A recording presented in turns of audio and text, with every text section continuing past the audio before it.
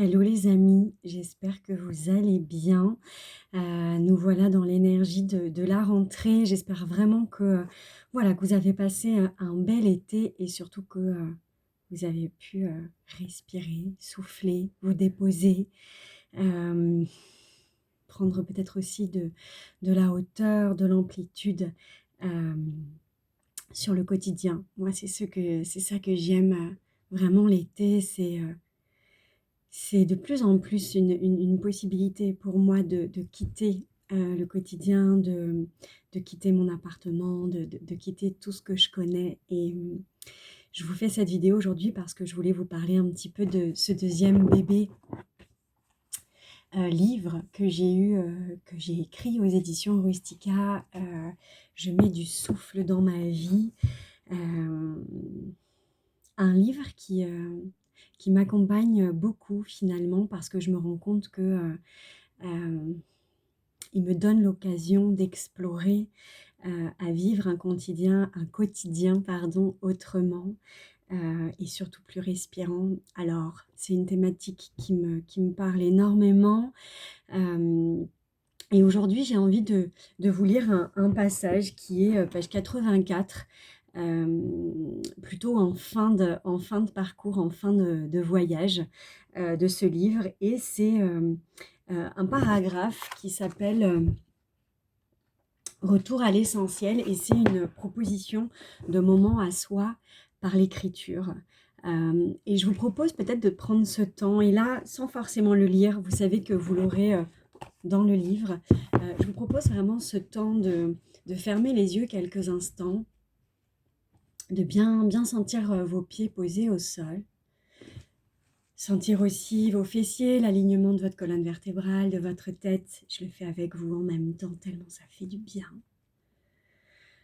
Et de reprendre de profondes respirations, comme une sensation d'oxygénation.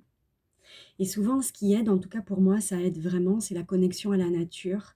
Donc d'imaginer peut-être qu'on est face à un lac, face à une magnifique montagne, peut-être aussi face à l'océan, et que du coup, vous voyez, on peut respirer grand. En tout cas, souvent, la nature, de façon assez naturelle, elle nous donne l'envie de respirer davantage.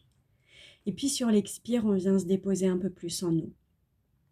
Sentir finalement que l'inspire me met en lien avec la vie, avec l'extérieur, et l'expire, pardon, me ramène un peu plus à l'intérieur.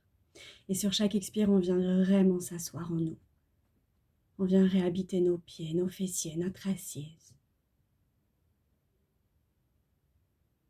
On fait un peu redescendre, vous voyez, comme la pulpe d'un jus d'orange, on la fait redescendre encore, pour qu'elle se pose au niveau de la base, du socle.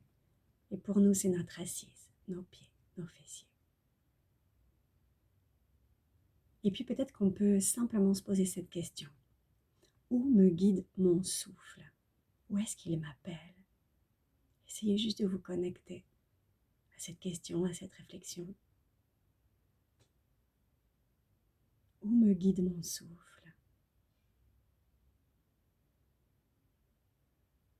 Qu'est-ce qu'il intime en moi comme envie, comme mouvement, comme sensation? Peut-être comme appel ou comme élan. Où est-ce qu'il m'amène? Quel est le message de mon souffle là, ce matin? Quel est son message?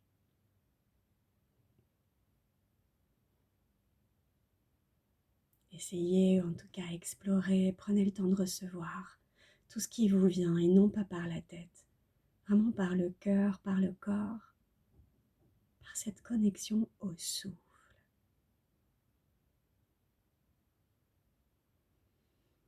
Où est-ce que me guide mon souffle?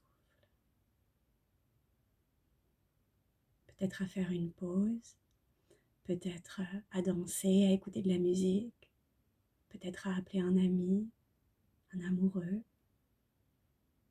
peut-être à dessiner, peut-être me guide-t-il pour aller me balader, marcher, m'aérer.